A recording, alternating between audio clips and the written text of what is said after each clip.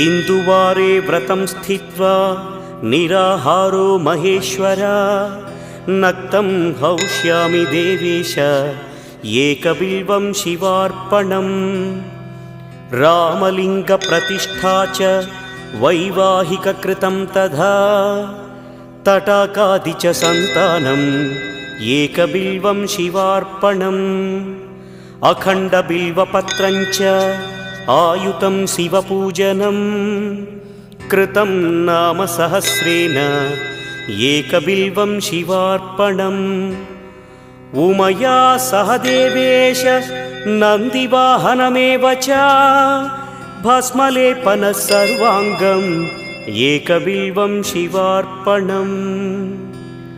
सालग्रामेषु विप्राणां तटाकं दशकूपयोः यज्ञकोटिसहस्रस्य एकबिल्वं